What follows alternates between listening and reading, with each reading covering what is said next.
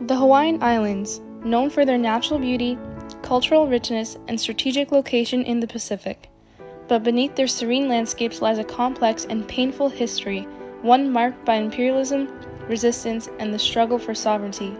Today, we explore how the United States annexation of Hawaii in 1898 altered the rights and responsibilities of the native people and how they fought to preserve their culture and self-governance in the face of foreign domination.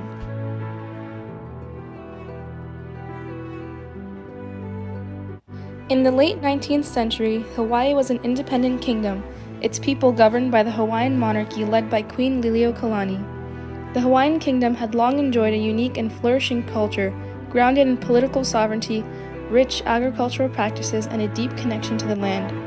But this era of self-rule was coming to an end.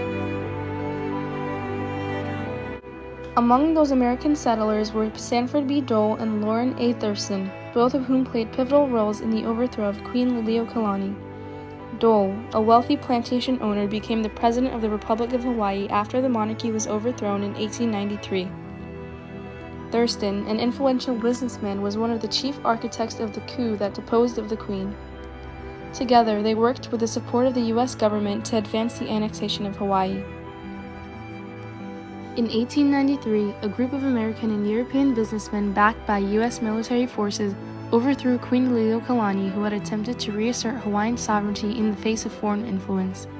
Forced to surrender, Queen Liliuokalani became a symbol of resistance, a woman whose throne was taken but whose fight for Hawaiian rights continued long after the monarchy's fall. Queen Liliuokalani's attempts to restore her monarchy were met with fierce opposition, both from within Hawaii and from the United States. Despite her efforts, including her appeal to U.S. President Grover Cleveland, who was opposed to annexation, the political forces at play were too powerful to overcome.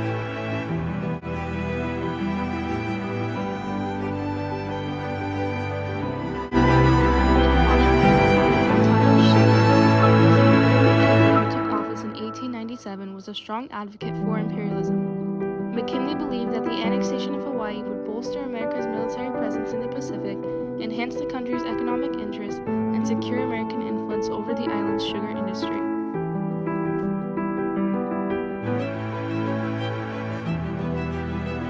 Despite significant opposition, especially from those who believed annexation violated the country's democratic ideals, McKinley pushed for annexation. The Anti-Imperialist League, a group that included prominent figures like Mark Twain and Andrew Carnegie, argued that annexing Hawaii would betray America's foundational principles of self-determination and democracy. Back in Hawaii, the native people fought back. Queen Liliuokalani, though stripped of her throne, continued to speak out against annexation.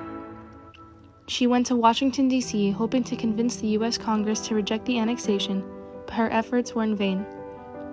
Thousands of Hawaiians sent petitions, organized protests, and even petitioned the U.S. government to reinstate the monarchy, but their voices were ignored.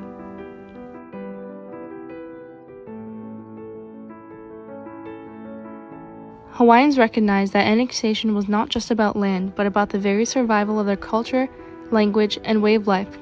They knew that annexation would mean the loss of self-governance and the erosion of their political, economic, and cultural rights. Before annexation, the Hawaiian Kingdom was a proud and sovereign nation. Native Hawaiians enjoyed political autonomy with a legal system and a strong sense of governance rooted in their ancient traditions. The Hawaiian culture was vibrant and diverse, with ceremonies, festivals, language, and dance that defined their identity. After annexation, the U.S. imposed its control. Large portions of land were transferred from Hawaiian hands to American businessmen, particularly those in the sugar industry. In the wake of this economic takeover, the U.S. established military bases, including the infamous Pearl Harbor, which became a cornerstone of American military power in the Pacific. Hawaiian language and culture, once thriving, were increasingly suppressed. The United States government imposed English as the official language of instruction in schools, and Hawaiian children were forced to abandon their native tongue. Cultural practices that had defined the islands for centuries were at risk of disappearing. The effects of annexation rippled through history. By 1959, Hawaii became the 50th state of the United States, but the native Hawaiian community continued to struggle for recognition and sovereignty. Resistance to U.S. control has taken many forms over the years, from protests to legal battles to ongoing calls for the return of ancestral lands. While Hawaii's annexation provided strategic advantages to the United States, including access to Pearl Harbor and control over key military routes, it also brought with it a complex legacy.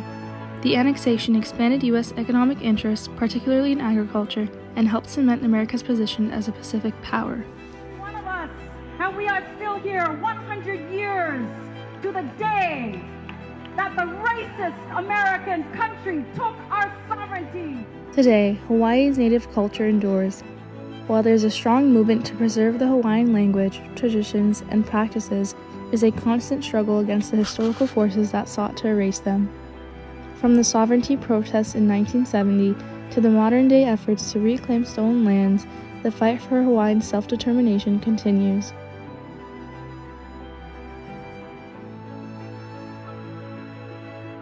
Though Hawaii is a part of the United States, its native people have not forgotten the lessons of annexation.